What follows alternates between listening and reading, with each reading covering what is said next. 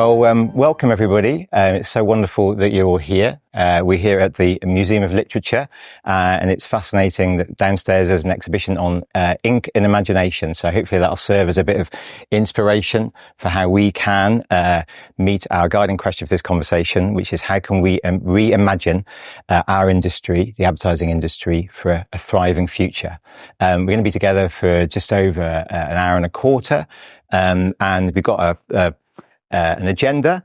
But before we start, I thought I'd just spend the time just setting up the context. So I'm just going to spend some time a little bit introducing who I am, just so you know who Jonathan Wise is. We're just going to give a little bit of key facts around climate change, and its relationship with the advertising industry and communications industry, just so we've all got a sort of basis of common understanding. We're then going to do a little recap of the Good Life 2030 campaign and project that's been happening here in Ireland that you've all done as your pre-reading. And then just a bit on rules of engagement. So how should we be together in this conversation? So sort of an invitation about how we can have a great conversation. So hopefully that will take about 10 minutes, quarter of an hour, and then we'll get into, after a bit of check-in, the meat of the conversation, the questions that you've seen as pre-read, to, as I say, how can we reimagine our industry for a thriving future? So I hope that's all right. Fantastic. So who am I? I'm Jonathan Wise, one of the co-founders of Purpose Disruptors, which is in service of a thriving future for the advertising industry. We're a not-for-profit organisation based in the UK. And just so my backstory, because that's maybe relevant for this conversation. So I worked in advertising. I worked for sort of 15, 20 years as a strategist in creative agencies. The majority of that time was at what was JWT, so part of the big WPP network. At that time, I worked on Shell and Kraft Foods and Diageo and a variety of other big kind of global FMCG brands and blue chip brands. I was fortunate enough after I moved out to JWT to work for a company called Red Bee Media, where I met David Abraham, who is the head of UK TV, who then went on to run Channel 4, the CEO of Channel 4. And we worked together on the launch of the Dave TV channel. Which was fantastic, a really good experience. And that went on to win an IPA Gold Effectiveness Award, which if you're a strategist, that's like one of the best things that you can do. So it was a real proud moment, which was about demonstrating how the advertising that we'd done had a positive return on investment for the clients that we were working on. And I understand that's my job as a strategist. My job as a strategist in an agency is what do we need to say about the brand to get people to buy more stuff. That's my understanding. And so I then went and did a master's in sustainability at Ashridge Business School. It was one that has originally been set up by Anita Roddick, and that really changed my life. And there were two facts that was part of that experience which I found very confronting. The first was that when it comes to climate change, 60% of our greenhouse gas emissions are as a result of household consumption. So the reason why we use all of that, eat all that red meat, use all the gas, is in part because people are desiring so many things. And my job was to get people to buy more things. So I had a sort of visceral connection to the problem because my job was to get people to buy more stuff. And that has a negative consequence on the industry, on the environment, because advertising drives consumption and consumption drives emissions. The second fact was that in Western Europe, we use resources at such a rate that we would need 3 planets for it to naturally replenish itself. We've only got 1 planet. And again, my job working in advertising, getting people to buy more stuff as part of a largely linear economy was about encouraging and the extraction of products and raw materials, converting them into products. So again, from a climate change point of view and a resource depletion point of view, the insight that I came to, which was very challenging, was basically the better I did my job in driving growth, the more damage I caused from an environmental point of view. And that was a really devastating insight, and to the point at which I quit my job. And I went and lived in a wood in Scotland, and went and lived with a Maori elder in New Zealand. And I guess the thing that really struck home for me was the acknowledgement of the relationship that I had with the problem. There's a beautiful quote by a guy called Wendell Berry, and he says, if I can remember it, once our personal connection to what is wrong becomes clear, we have to choose. We have to live with the guilt as best we can, or we begin the process of changing the way we live and think.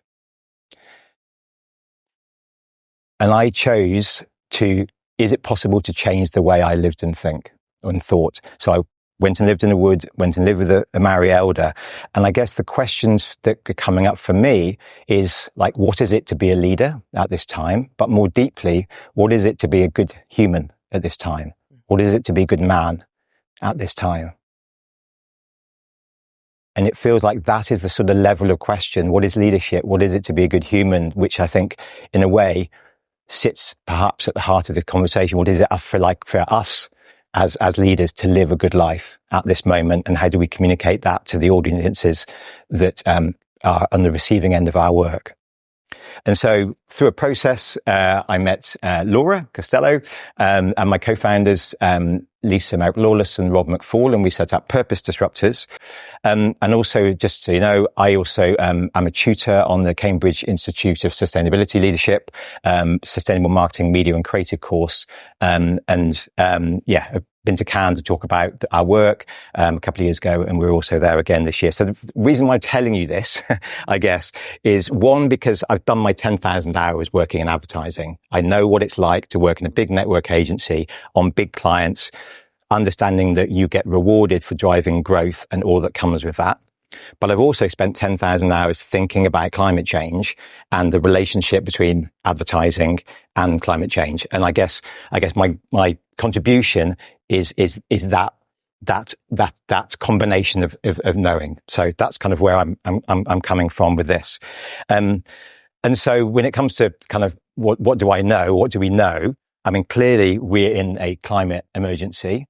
It is getting catastrophically worse, and it's clear that everything that we've done to date has not helped. So the parts per million in the atmosphere from a carbon dioxide point of view continue to rise. It's about 422 at the moment, when the safe limit is 350. And the recent report says that we've exceeded 6 of the 9 planetary boundaries. So it's not good. Okay. The Secretary General, UN, Antonio Guterres, says that we're on a highway to hell if we don't change. So the moment is really severe. The question is, like, what's the relationship between advertising and our climate emergency? And what are we currently using our creative skills for? And what could we be using them for? And in my understanding of history, advertising was instrumental in allowing us to see a different form of good life that was so necessary and so needed and desired coming out of the Second World War. Rationing, the devastation of the Holocaust, the devastation of in America as well, Pearl Harbor, etc. Like this idea of a good life emerging out of the hardships served the societies that we're a part of beautifully, because that is what we needed at that time. And the retooling of the factories to help us build more Chevrolets or more fridges or more TVs or whatever, it was what was needed at that moment. But out of that rubble, it created hope and optimism, but that has come with a consequence. And we come to see now that advertising, whilst it was driving consumption in a positive way, could now be argued that there's some negative consequences on that. The better we do our job, the more harm we can see to be doing from an environmental point of view. So things need to change. It's clear to us, and hopefully for you, that's why you're here, that things need to change. I guess the question is, do we have the capacity to change? Do we have the awareness and the desire to make the changes that are needed to do? And the good news clearly is advertising can be used for whatever ends we want it to be for. It can be used for ill, it can be used for good. I guess the question is, how can that be what needs to change in order so we do more good and perhaps do less harm? That seems a vital question. And so, none of this would work if we weren't going to be acting in a way which the people who we served, the people who buy the things that we're wanting to sell, the things that we advertise to, do not want it. And so that's why the Good Life 2030 Ireland project is so wonderful, because when we speak to people as citizens, then we realize that this new form of good life, this new alternative to what we've been selling up to now, is something that is desired by by citizens. It's a wonderful reflection that the opportunity to change is being desired by the people that we are ultimately speaking to. So the aim of Good Life obviously is to hold a conversation with the advertising industry about how can we create a different vision of what it is to live a good life. It started in England and it's been fantastic. This has received funding from the Irish government in form of Creative Ireland and the Creative Climate Action Fund. And the key activities, the report, so working with Irish citizens to unearth not their opinions but their visions for the future, which is encapsulated here, which is absolutely wonderful. And I think the key insight for me that comes out of this is here. In 2024, Irish citizens' visions of 2030 orientate towards a stronger self of interconnectedness and connection to self, others and nature. Within these themes, citizens emphasise a desire to slow down, strengthen community bonds and create a mutually beneficial relationship with the environment. Notably, these visions are of lifestyles that are not reliant on high carbon activities. The things citizens say they want from life are highly compatible with lower carbon lifestyles. So that's what the people say. That's what the people say they want, which is wonderful. And so, as well as that, there's been leadership engagement, this roundtable, student engagement, and some thought leadership, including presenting at the Mary Robinson Climate and Nature Conference. So the opportunity is also reflected within the advertising industry. So IAPI has done some research. As you know, 57% of the industry don't believe that the industry is currently doing all it can to create a sustainable world. And only 18% believe that we are doing all we can. The remaining 24% don't know. And so I guess this provides a clear opportunity. The science says we need to change. The citizens say they want change. The industry says we need to do more. So what's wonderful about this conversation, this is the first time like the senior leaders across the industry have come together to have a conversation about what needs to change. What can we do from where we stand as representatives of the leadership of the Irish advertising industry? What would it take in order for us to change the advertising industry so we would be reimagining it for a thriving future? So yeah, we got a plan, a series of questions. We might stick to them, but I'm also fine if we don't stick to them. Let's see what happens. I guess ultimately, what is the conversation that we want to have, right? This is a group of engaged leaders in this topic. What is the conversation in this time, at this moment, in this location, on this day, that wants to happen, and can we allow that to come through us and have the conversation that's needed? Okay, so I hope that all sounds all right. Great. So first of all, we've already introduced ourselves each outside, but I guess before we get into the questions, it's why do you want to be part of this conversation? What's brought you into this conversation? Why do you want to be part of this conversation? Well, I mean, I think what the good life brings us is something really tangible. Yeah. And I want to be part of that conversation, and I don't want to feel helpless. And I think we do feel helpless sometimes because we feel, well, what difference can we make? And I want to see, what we can do that really makes an impact in Ireland, and potentially what we can do across Europe in my role. Wonderful. Thank you, Charlie. I think as communications experts, we have a responsibility to reflect culture, reflect society.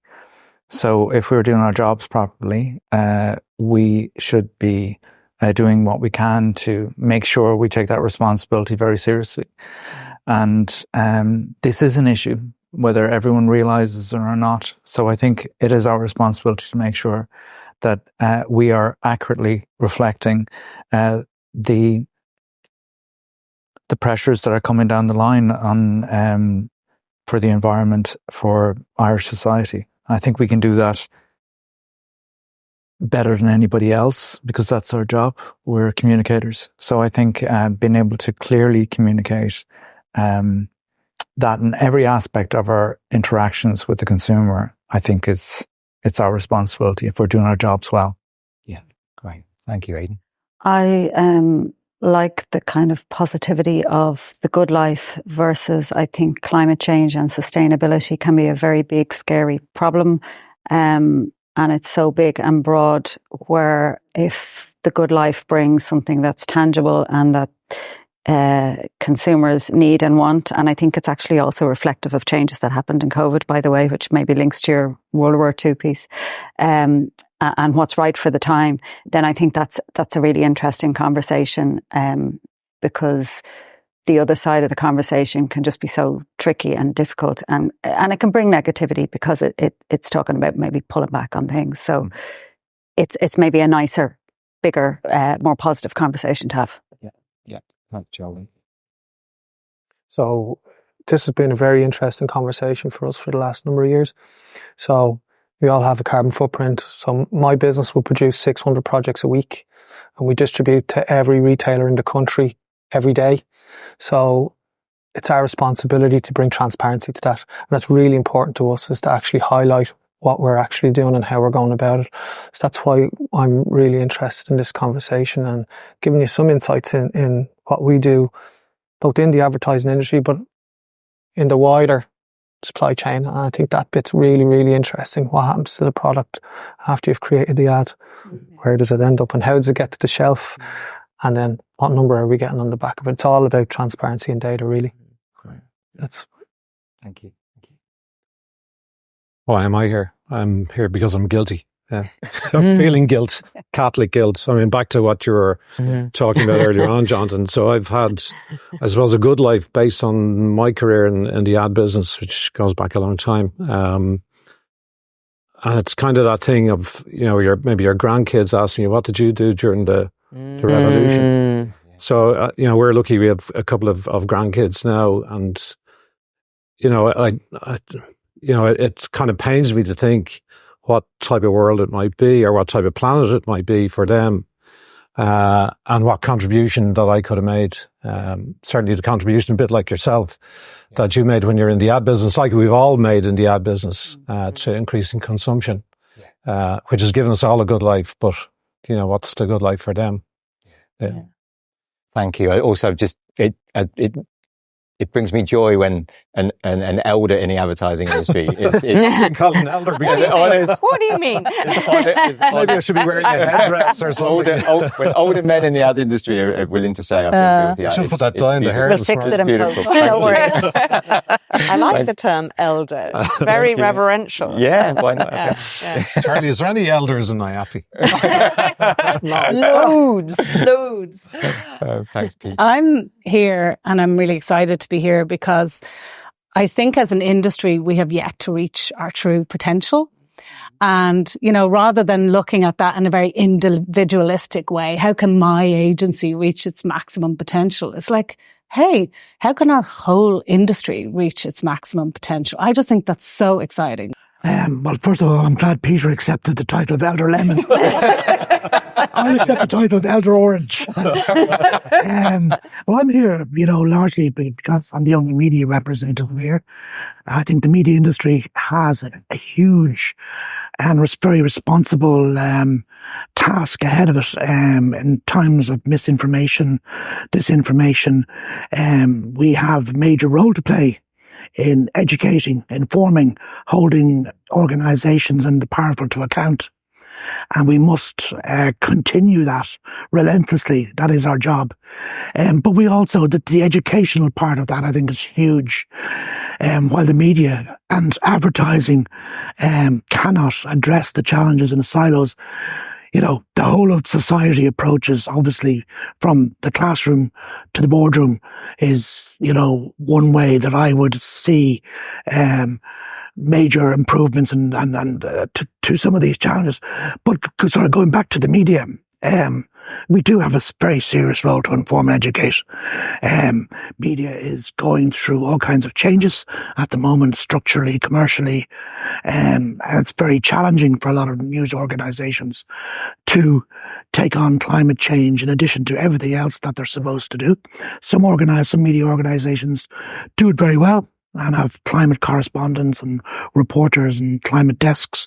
But by and large, a huge amount needs to be done. How the media industry tackles all of this is a different challenge. I mean, there will be financial challenges. There will be you know, struggles over what is right and what is wrong. It's up to, I think, media organisations to hold people like that to account, and hold not just the politicians, but the companies that are driving a coach and horses through any kind of legislation, and that's there to protect the planet. Yeah, thank you. Thanks, John. Yeah, thank you. Wonderful check-in. It's lovely just to be able to kind of acknowledge kind of how we're feeling about this, and be able to express that openly, which is wonderful. And also acknowledging, the responsibility. It's like what's in our power, what's in our responsibility in this moment, what's in our gift to be able to create change. So yeah, thank you. So let's move to the questions. So the first one is the section for one is owning the responsibility and setting the scene. So just I guess you've all had an opportunity to hopefully to look at the Good Life Ireland project and read the report. So what struck you most about the industry's understanding of the kind of life people actually want when you ask them as citizens? So yeah, what struck you most about the industry's understanding, or your understanding of what kind of life people actually want? Well, it's funny. We did a little bit of work on this. If you take the people bit first, and how they're reacting to what's going on out there, the kind of words that we came up with when we did a bit of strategic work was everything, everywhere, all at once. Mm-hmm. And this is how everything is framed for people, and that creates a huge amount of anxiety. And what we're finding is that people, just from a professional point of view and also from a personal point of view, they're running to stand still, they're running to collect kids. Life becomes very busy, and this kind of always on mentality is causing us all problems. Yeah. So the fact that we're all connected through technology now, we've actually been driven further away, and especially over COVID, that's become really prevalent. I met Jane recently, and we had a chat, and we were talking about the youth and how important the youth is. And I suppose my point, having a big team around me, is that the youth need to learn how to collaborate in a working environment. They need to know what it's like to kind of win, have success, but they also need to learn how to fail. Yeah. And what does failure look like? Yeah. You can't fail at home. It's just too hard for them to fail and work at home. So what came through the report for me was all of these little touch points that, like, we already know. And I think even as employers, we kind of need to relax a little bit in terms of what the expectations are. Like, we all fail. We all make mistakes. What's the worst that can happen? And the other thing that came to us is that we need to do the right thing, even if it's the harder thing or the more expensive thing. Put the money into it, invest in it. And that's our vision, and that's our journey. Invest in it, because you can't talk about it if you're not going to invest in it.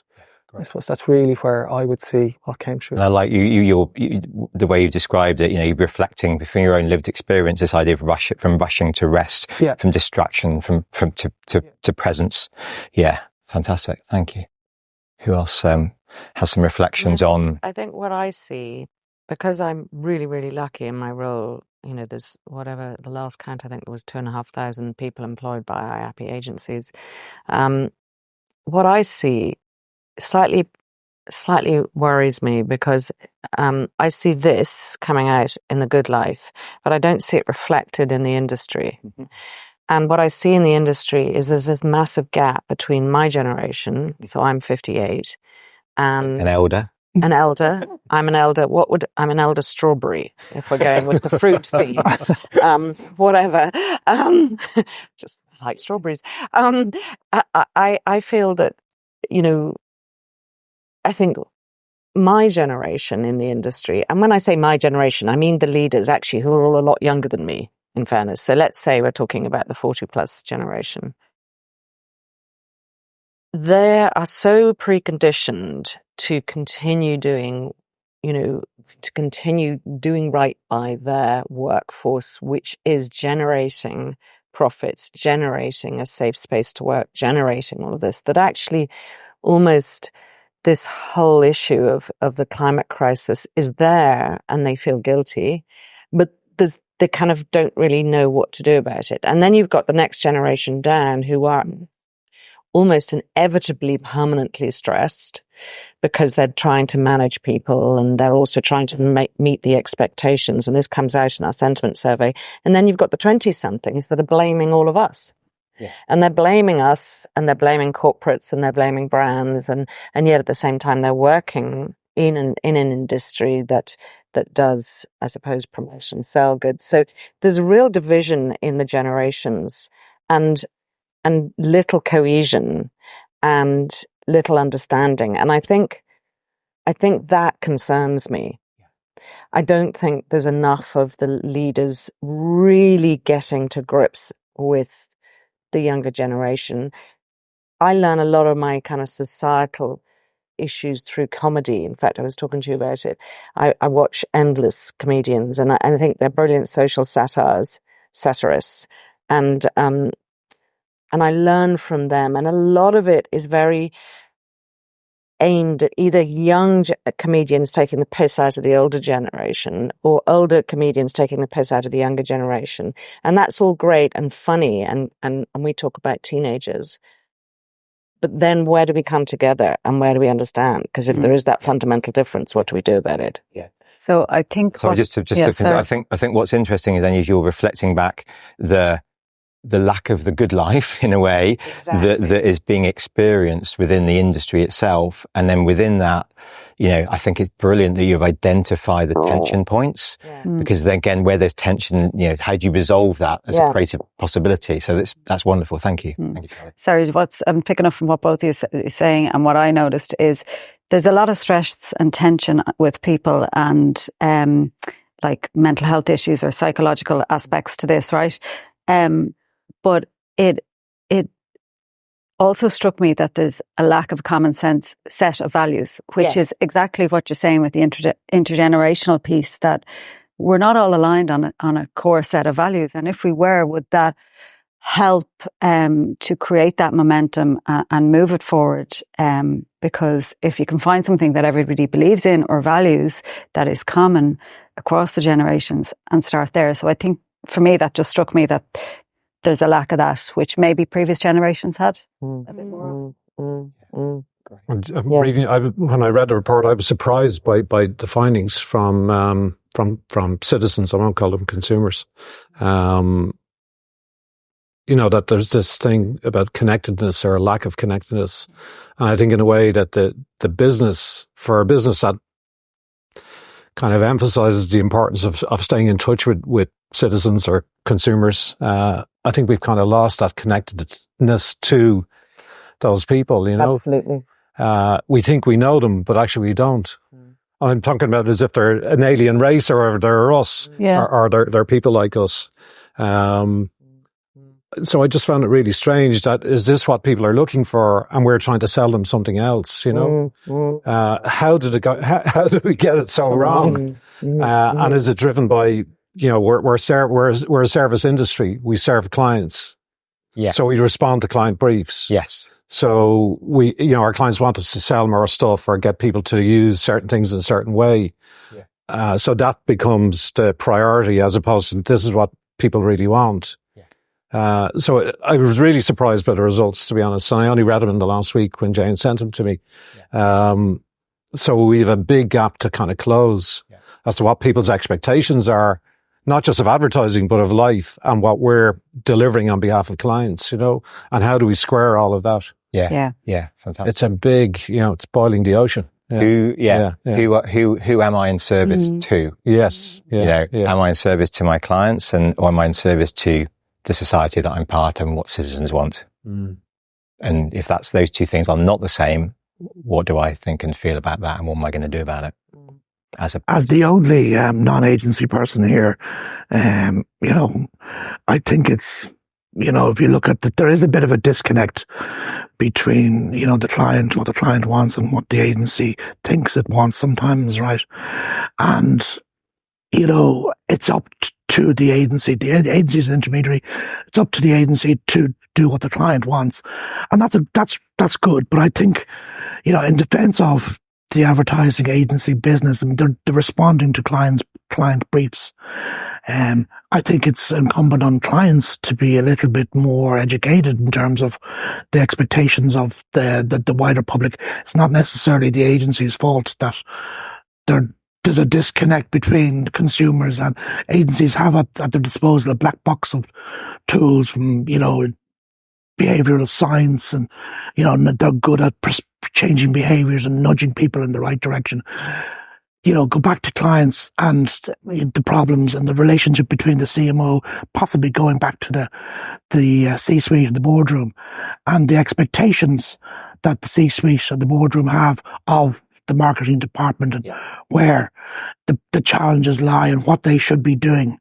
And I think that's becoming more and more apparent.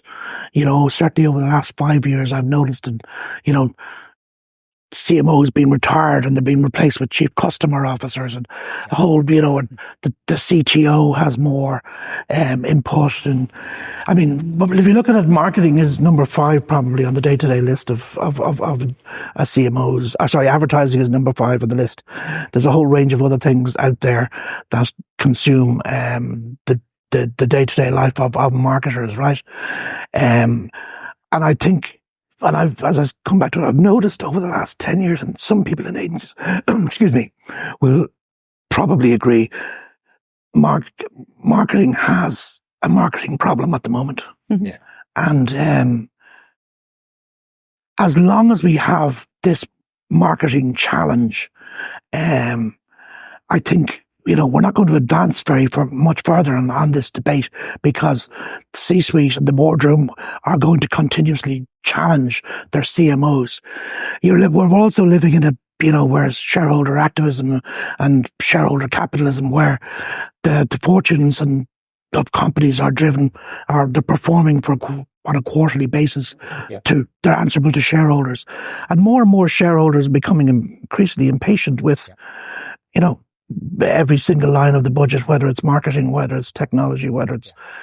And these are genuine concerns that, if a company or a CMO can evade having to spend something on, whether it's to do with ESC or whatever, there's a risk that, we can dial this back again another 3 or 4 years, and we're facing, as we all know, facing serious challenges here. And so going forward, I think the conversation, I think, would be helped if we had more marketers and their CEOs involved. Yeah, definitely. And because then there's also a distinction. The buck stops ultimately in the C-suite, and it stops with the CEO, not with the CMO. And then there's and then within this and absolutely right. And also within this conversation, there's the things that are in our control, in our gift to change, and there are things that are outside of our gift to change. And what is in our power and our responsibility to be able to help the industry reimagine itself to a thriving future. And the clients are absolutely are very important, but there's still a lot of stuff that we can do that's within our power. Aidan, what have you? Yeah, I think what I got from the report was, I think it was very positive in that, there's this general sense that people want a quieter, less stressful, more connected life that's closer to nature, which sounds amazing. That's the world I want to live in. And there are some differences, maybe some difference in maturity when it comes to younger audiences versus more elder audiences.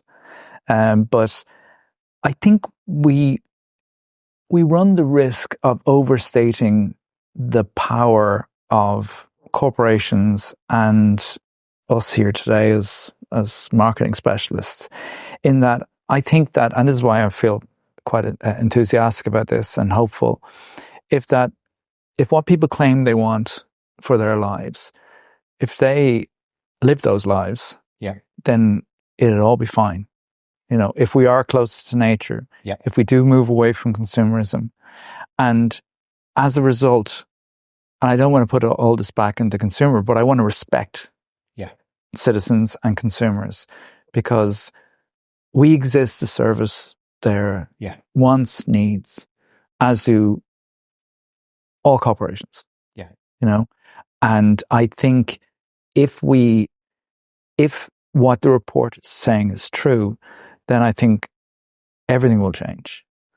And I think that we, as I said earlier, just need to reflect the way that those claimed desires that they have now or wants, if it truly is changing, then I see that we will follow that, and corporations will follow it as well.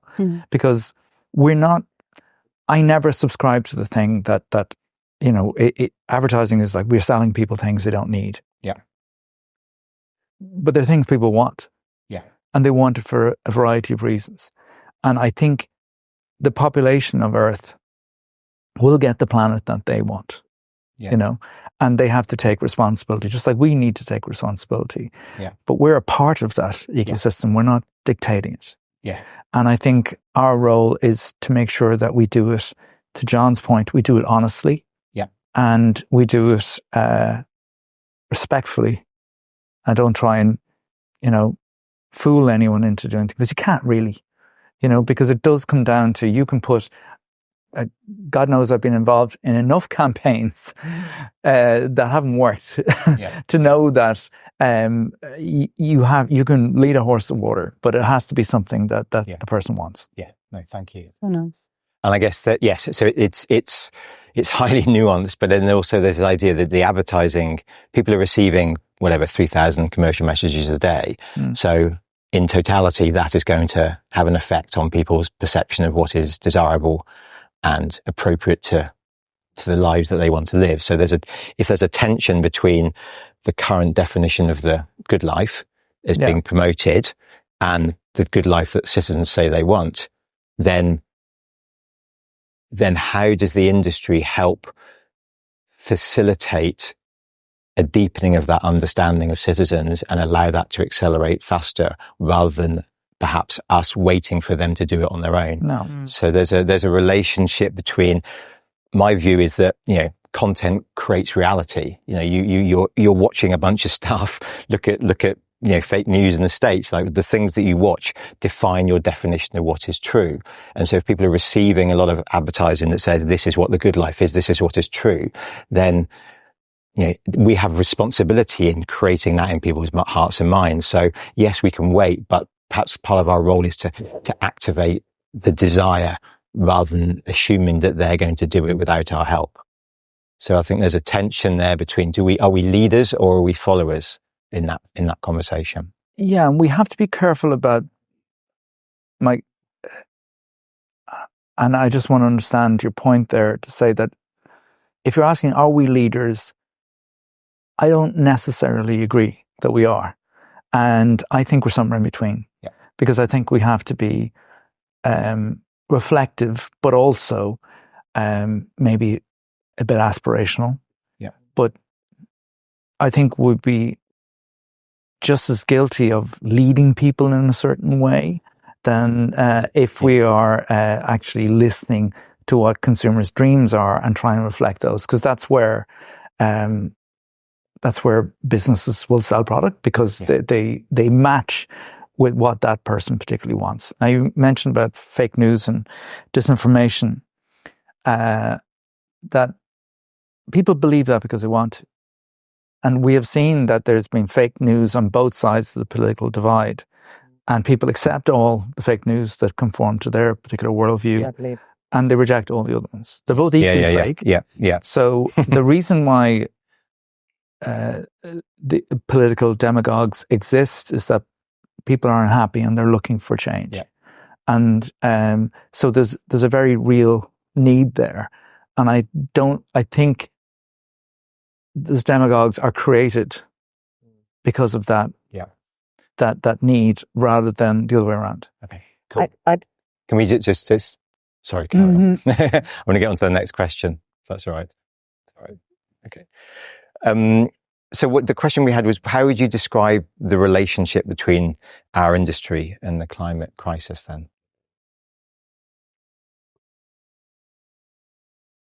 Can I go back to something that John said and Aidan kind of touched on as well?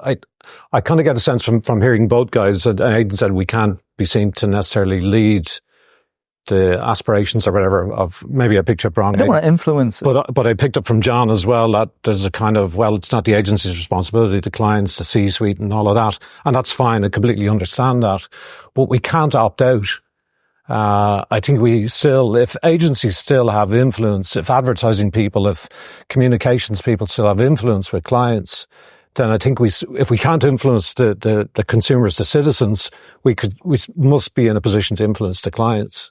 So we've done it in the case of cigarette advertising. We've done it in the case of, behavioral change, where we've stopped clients doing certain things. Can we not do the same in relation to the climate crisis as well? So when advertising briefs come to us, can we not push back on them and say, where's the bit in those briefs that is right for the planet, citizens, consumers, or whatever? In the same way we do, as we don't allow cigarette advertising to happen. We don't allow certain types of drink and, fast food and all of the what's the acronym or whatever, all of that stuff. So we police that. Should we not be policing the rest of it in relation to climate change as well? I think that's a huge topic in itself about agency-client relationships, and is probably off topic for today in a way, but on topic in terms of as it relates to climate change. Yes, Peter, you're absolutely right. We need to stand up and be counted, and I think that time is very much there at the moment. I think there's a lot of agency leaders who are having very serious conversations with CMOs, and there are agencies who are letting go of certain clients, big clients, because the relationship is not what the agency needs for their own staff, for their own well-being. And I think that's very healthy. Just in terms of this, the relationship between the good life and the industry, I think, so there is the cynical part of me that goes, well, of course everybody wants this because this is utopia, So there is, I did feel that slightly when I read it, because this is a nightmare and this is how I want to live my life. And this is what I try and do on Saturday and Sunday. And this is my life Monday to Friday kind of thing, But, so I think we need to be careful that it's not, to me, it was really good to see and really positive, but it was also like, well, duh, it didn't feel that startling to me. So I think it's also slightly that, and this relates to the content piece we were talking about, Aidan, it's how do we take small steps in this? Because to me, it's a bit like January the 1st going, right, I'm going to join a gym. I'm going to go every week and it's going to be great. And you go twice and then you don't go for the rest of the year. So it's this sort of whole piece of how do you take those baby steps? So in terms of anything we do for content, it's got to be, we can't move from, Happy Skippy singing on a hill talking about well, actually, that's probably quite good life, really. Happy Skippy singing on a hill talking about Coca-Cola. But, we can't go from the sort of really baseline advertising, the Nike, the Adidas type style, immediately to a completely different view of the world, because it's going to jar slightly. And I think citizens might feel, hang on, what are they telling me now? I think we need to be careful and take it in baby steps slightly in terms of the messaging. Charlie, sorry, baby steps. We're talking about 6 years. Baby steps are not going to get us terribly far. Well, you're dead right in one way. But what I'm saying is it, we don't want to give them utopia because they're going to look at it and go, well, that's not possible. Or are they? Well, I suppose it is possible because it's actually the simple life in a way, and it's stripping away a lot of the unnecessary parts of our lives. And I just loved what Geraldine said about our values. I think what we've looked at or have reflected back at us is just a value system that we don't talk about. And that feels duh when you talk about it, but can be dismissed in our industry as hippy dippy claptrap, right? it's no longer that. So with the ESG reporting, and as far as I'm concerned, and certainly the exposure to CEOs, it is so high on their agenda. And actually the gap that exists in my experience is between the CEO and the CMO in terms of literacy and in terms of an ability to influence how we communicate and to do that responsibly. So yeah, I think the relationship... So I'm being too cynical then. Just jump into... Well, I mean, we're in the middle of an industrial revolution and it needs to be green. And I mean, the responsibility of the client side, the agency side is to further that agenda, because the only outcome of that is going to be positive. I think you're right about the values set. Yeah. But you have to have your own house in order first. You can't be sending this message up the chain if you're not certified yourself, if you're not practicing what you're preaching. And I think that's the real conversation. And I think once you get certified, so we produce our carbon numbers every month. We produce carbon scores for our customers today. We produce a GHG report for the group every year.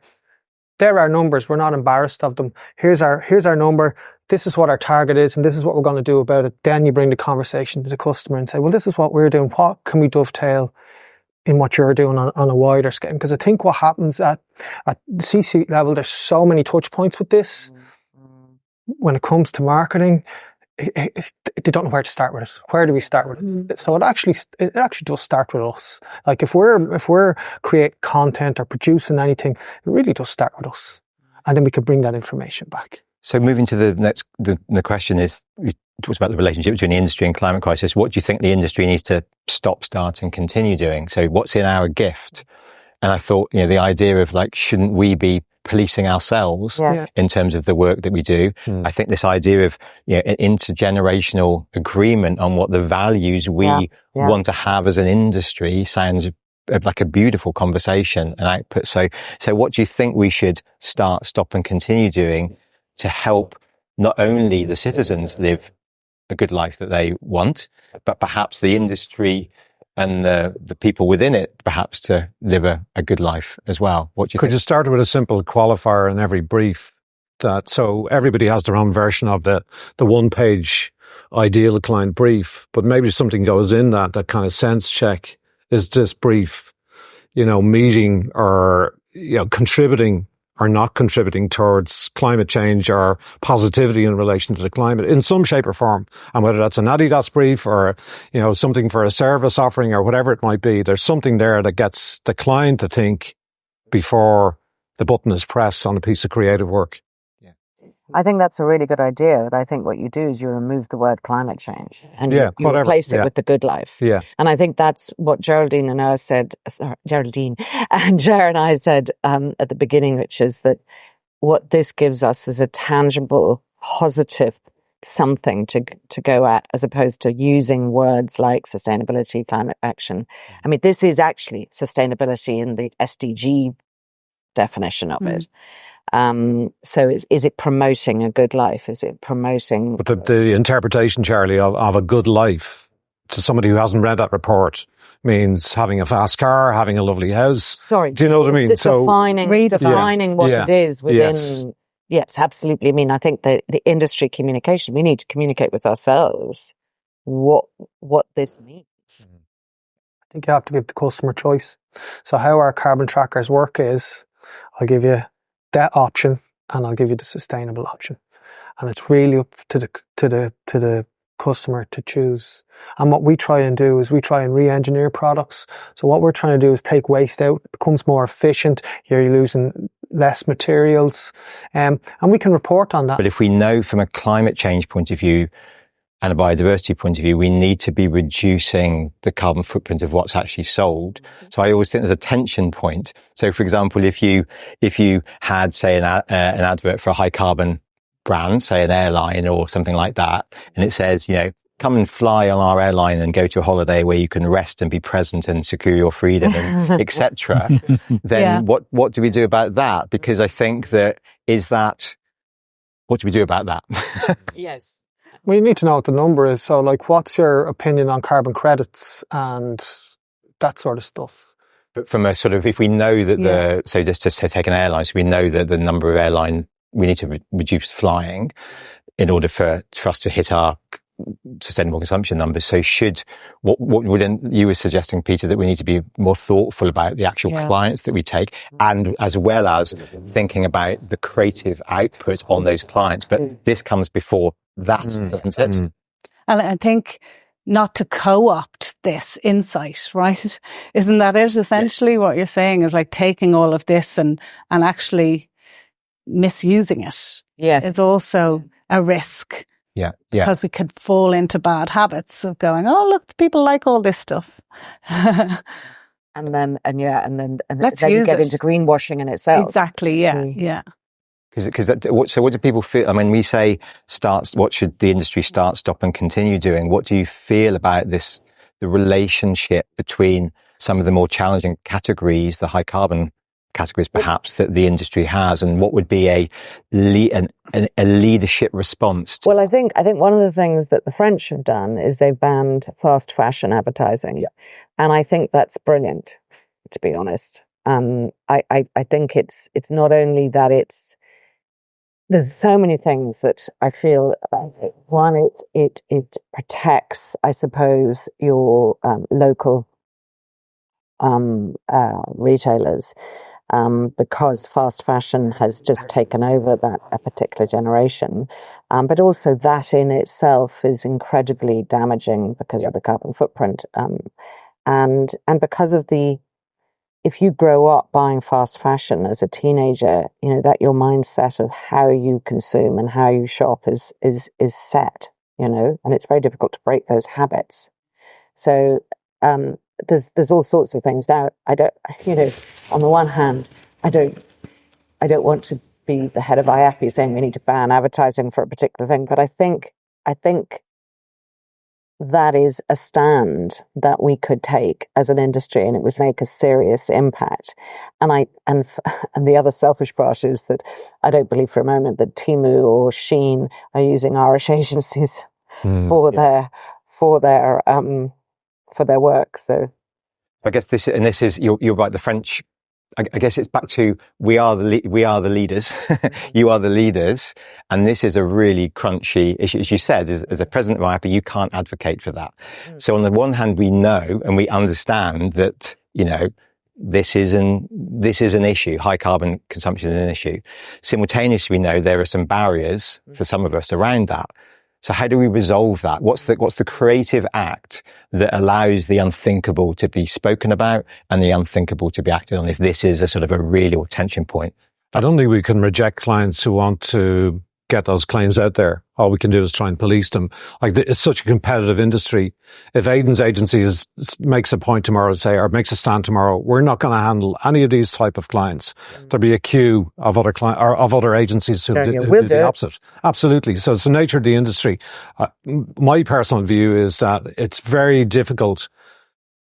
It's very difficult to finance the amount of communication that needs to almost counter the negative communication. If we're talking about negative communication affecting climate change, but we need, whether it's a levy or the government, to step in to have sufficient amount of counter communication to that, to sort of balance it. We're not going to stop clients from making all sorts of claims. All we can do is try and police them, but it doesn't stop the industry from trying to, if you like, build a caucus amongst everybody who's involved in it, to ask the government or to introduce a levy in some shape or form that funds positive behaviour around the climate.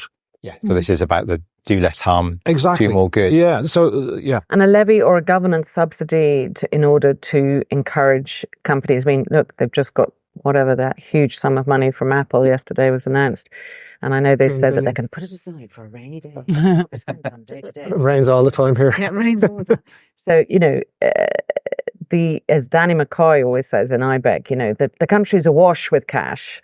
The state's awash with cash. So, is there something that we should be doing that has a sort of domino effect on how big companies behave?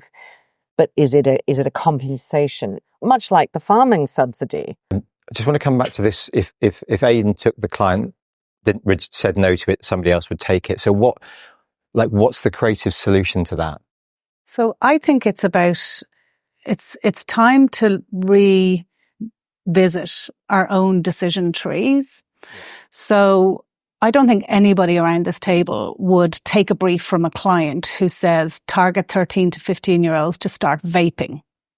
Like, I think we'd all find that really easy to say, actually, this is not for us. And I'd actually say you'd struggle to find an agency to take that brief. So I think we now are at a time, because of the information that we know about in terms of where we are and our planetary boundaries, that we need to reframe, where do I stand as a leader in my decision tree right now? Because I know the vaping to 13 to 15-year-olds is not something that my agency will want to do. I certainly know if we do this kind of work, I'll really struggle to get brilliant talent through the door. And where am I now in 2024? What do I define, or what do we define as the leader of this organization as the kind of work that we really want to be doing? And it's not something that can happen overnight, because it's a commercial decision. It truly is a big commercial decision. But I think I can say, from my own personal experience, it's been a very positive commercial decision. Well, nobody will ever, nobody will always jump together, because somebody will go where they deem the opportunity to be. But as I said, the opportunity is far greater. Sure. If you take something like Alco Pops all those years ago, when, there were big drinks companies advertising Alco Pops, at a certain point, I think the industry decided, or maybe the drinks industry decided, this was no longer acceptable.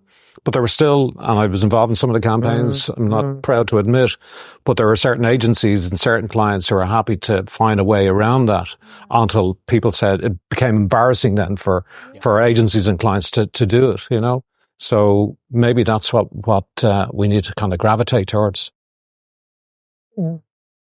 If the most harmful industries in the world have not got access to the best creative minds in the industry, it can only end up in a good place. Well, unfortunately, this is what it all boils down to.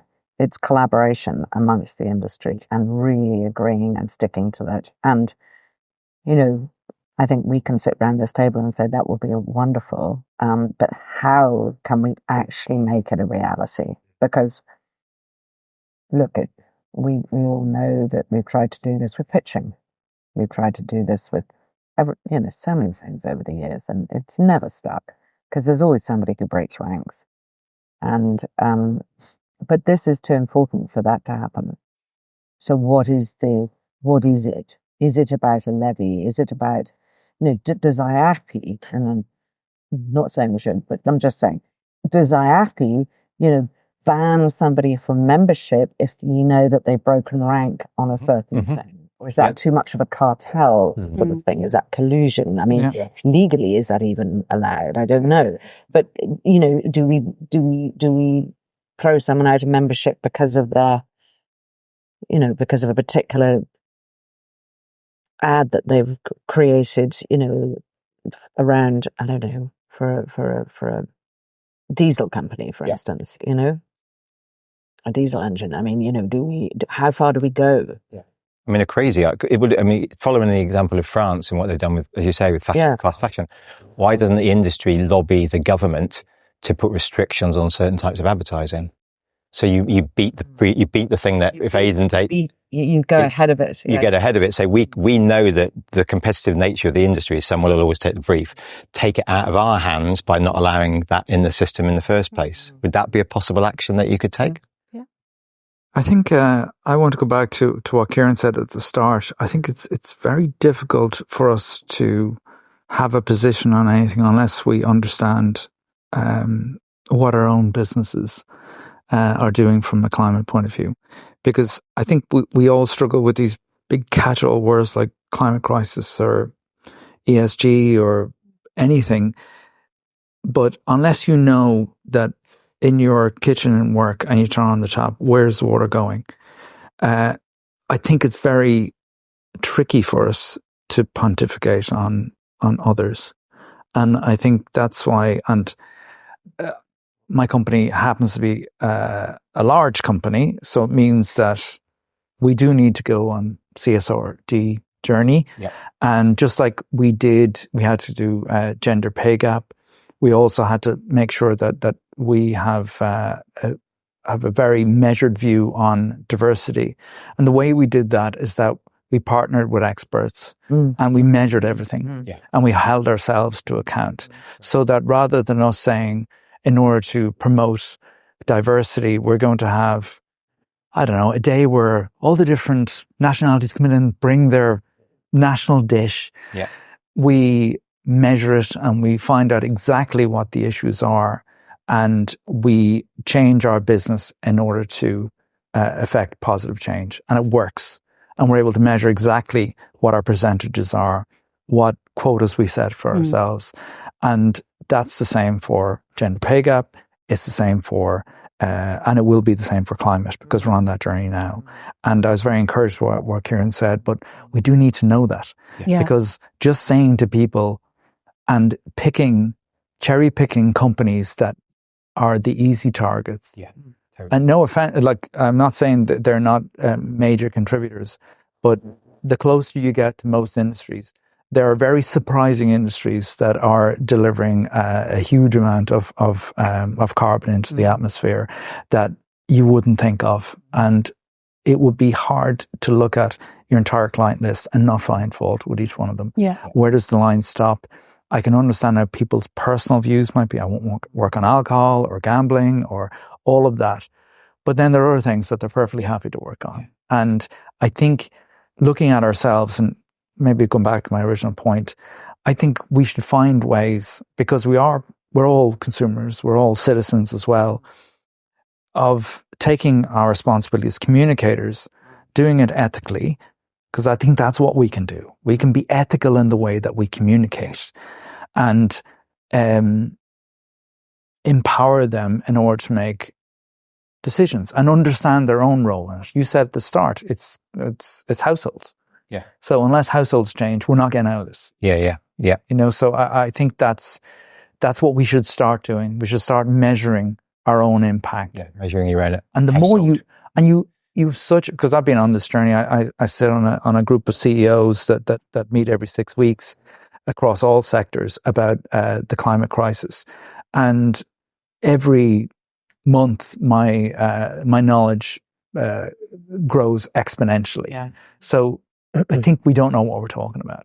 And I think the more that we try and remove that element of it and actually understand our own impact, it will allow us to be far more compelling and constructive when we're advising clients and talking to consumers. So getting your own house in order, understand your own footprint and taking steps to reduce it. Fantastic. Geraldine, you've been...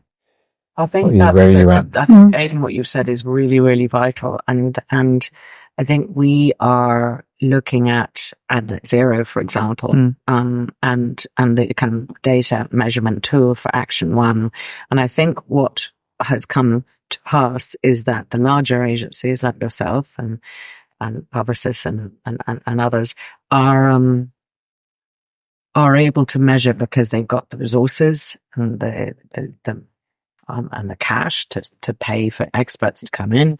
I think that is where IAPI could certainly step in terms of providing the resource and the money to pay for expertise to come in to individual agencies, because they are really struggling with that measurement because it takes so much time and effort and they don't know where to begin. And I completely agree about the data. We need the information. That was why we embraced net zero to start with. So I think that is certainly something that IAPI could look at. Just we're not doing it because we have the resources. We're doing it because we want to. Sorry, of course you are. I'm not saying that we won't do. No, that's not what I was going to say. I was going to say because we're mandated by the government to do it. And that is a great motivator. It's incredibly, I welcome it, by the way. But I think the more you have this is what you should be doing, people will always find other things to do. If you find that you're going to be, and in some European countries, as a CEO, I could face jail. That it focuses the mind and somewhat, just ever so slightly. But it allows us to not that we have the resource. There are not people sitting around who would like to go and work out exactly what our impact is. We have to. And our challenge is just going to be, how do we make that work? Mm-hmm. Yeah. But it's also, sorry, you have to because you're government mandated, but surely you're becoming irrelevant if you're not doing these things, right? I mean, we're all like the public sector tenders, private sector tenders. Like it's a hugely competitive advantage to be advanced on this course. And that's certainly my experience. And it is, you're right. Yeah. So I think like we have to really appreciate the value in progressing the good life story. And it is commercial. And I think, you know, that can be a dirty word. But I'm really, really hell-bent on telling people that this is good for business. It's hard and there might be some pain points at the very beginning of a business's journey. But it's worth it because when you look your grandchildren in the eye, you'll be really, really proud of it. And you know what? You'll be able to commercially deliver whatever your targets are set out to do that year as well at the same time. It's an interesting point, Jane, because we're a large company and we represent, I don't know, between 30 and 40% of the market. Because because of our size, we're the only one that is mandated to do this. Because we have to do it. That means I'm going to be asking all of our partners, media partners, production partners, they have to come back with their data.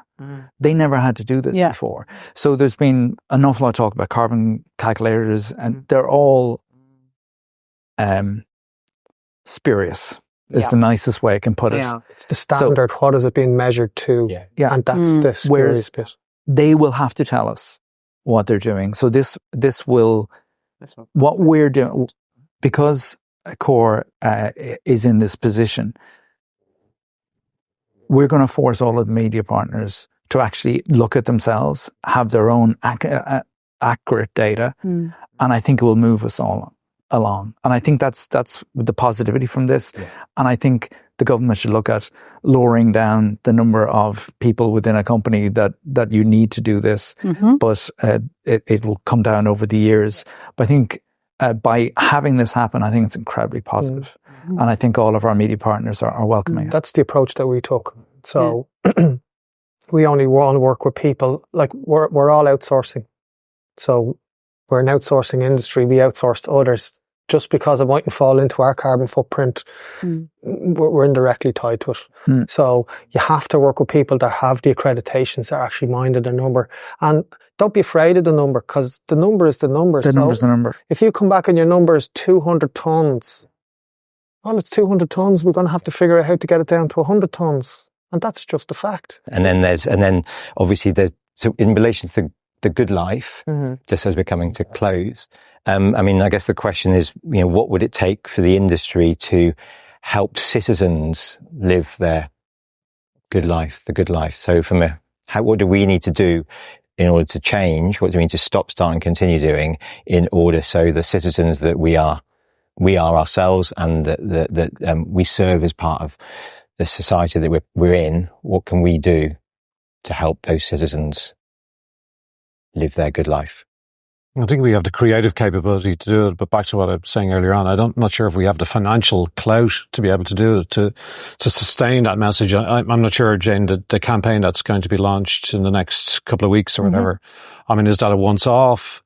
How's that, you know, it's competing against all of the other noise that's about consumption, more consumption. So we need something that sustains that message over time. The industry itself can't fund that, as in the advertising agencies, the media agencies can't fund that. The traditional media can't fund it. Because, you know, back in the day, we could go to the newspapers and RTE and all of the other TV stations. The money isn't there anymore, you know? So there needs to be some replacement for that funds continuous communication, whether that's through advertising or PR or all forms of communication to try and persuade people. Because we know, look, advertising at times, a large part of the time, is a weak force. It's changing behavior through so many different types of communication and channels. But I think funding that is the big question. So funding it through levy, funding it through government subsidy or whatever it might be. Yeah. That to me is a really big challenge. But it's something that I think collectively the industry could push. Lobby the government to spend more money. The government has a massive role here. Like, it is commercial at the end of the day, and also it needs to be focused. And the phrase you used earlier, we can't boil the ocean. So where do you start? So stop, start, continue.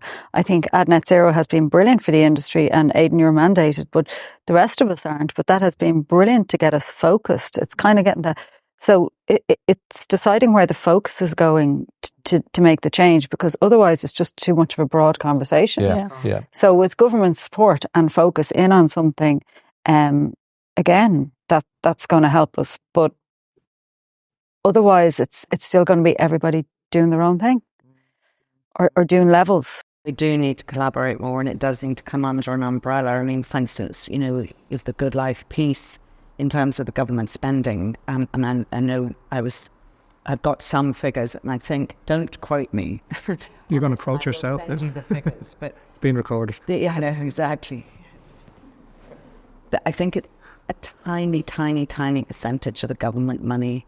I mean, definitely less than 0.5% is used for Action Climate on the Action Climate department. Now, there could be other departments promoting the Good Life type messaging, but we can't measure that. All we've got is the Department of Climate Action. So it's a tiny percentage, and this is an area we can actually actively lobby if we have the comparisons from Sweden and France and Italy. So that's the data I'm gathering in the next 2 weeks. And I think that in itself is a specific ask, because everybody always says to me, well, what's the ask of government? But even if government is pushing industry to do it, because it does have to go back to our clients as well, and go back to everyone. And I think, like, we work with energy clients, so we'll have done a lot of research from consumers' point of views on sustainability. It's too big for them. They feel scared by it. They feel it's all being pushed to them. They need to see somebody really taking leadership. Yeah. So, and there's no harm in asking ourselves, can we be part of that? Oh, I think we can be part of it, but I think we're part of it. Yeah. We're not. It's not exclusive to us. Yeah. I think that's and it's too big. Government is not open. Yes. Well, well, maybe we need to work together on creating a story, a beautiful story about what our industry is capable of doing. And when we reach our full potential, this is the impact we can have to drive the kind of climate action we need in Ireland, and the beautiful campaigns that will come through all of our industry. And replace the more harmful work. It would be nice to do that in partnership with legislation, because it is climate action, and an awful lot of what we can produce is about changing people's opinions and giving people information. But the action part, especially as we have run out of time, and we've seen what can happen with government legislation. Those of you, certainly some of the elders around, will remember the smog that we had in Dublin. Yeah. And it was just banned smoky fuel, and it's gone. So it just was there one winter, the next winter was fine. Or plastic bags, or smoking ban, or any of those vaccinations. Vaccination. Persuading the people, the country to get vaccinated, and what an amazing role that we were lucky enough to be working on that campaign with HSE, that you can make a massive difference when it's in combination with legislators and with the support of the public. I think it's incredibly compelling. I think that's where, if we're going to deliver on the Good Life, and I think, as I said earlier on, it's fantastic. It's really positive. It's a lovely thing to be. It's super motivating for me, our team.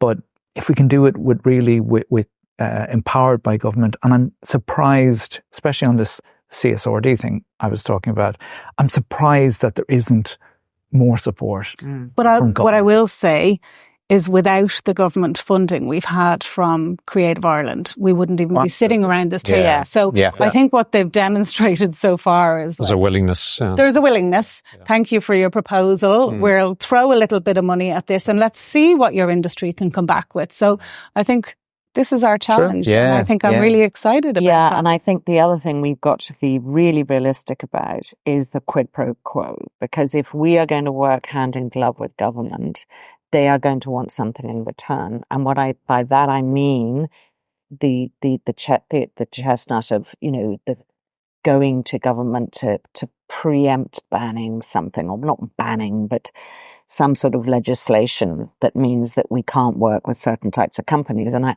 absolutely get your point, Aidan, that every client we work with, you can pick holes in.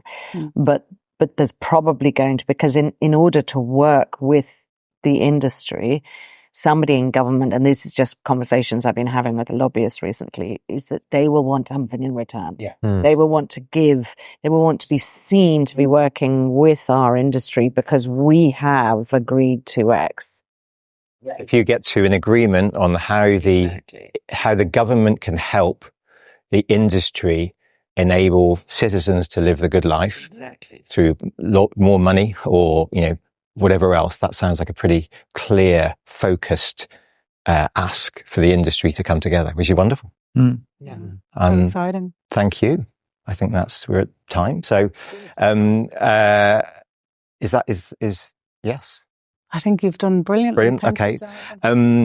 It's been really fantastic. I mean, there's a phrase that I like and Jane likes, which is this idea of like, we are the leaders we've been waiting for, which I think is a really beautiful description of what is possible. It's terrifying, but also if we're not going to do it, then who else?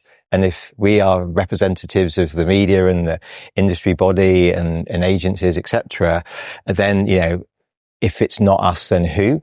And if the time isn't now, when? So, the idea that if it's possible for this group to come together and work out what that clear ask that the government would be, that both is helping citizens get to the good life, but gives the government something, that sounds like a really wonderful step forward and an expression of how the industry can engage positively with the government and the citizens of Ireland to help deliver the society that the science says is needed and the citizens say they want. So, yeah, fantastic. Do you think it's possible to get all of the organizations, so, the PR Institute, of course, all of the various industry bodies to kind of rally around something like this? Because I think the ad industry on its own, no disrespect to Charlie and the work that she's done, but getting everybody involved, the Marketing Institute, the Marketing Society, all of the AAI, all of those people. 100%. Yeah. Absolutely. Yeah. Leave that with me. Okay. 100%. That's this afternoon. But I do think, and just to say, this is a moment in time, and this is what I wanted this meeting to be. So it is just the beginning. Okay. And you guys are so important because you've been the first to accept the invitation to have the kind of dialogue that we don't ordinarily have. So thank you so much. Thank you. Thank you. Thanks. Brilliant. Thanks a million. Thank you.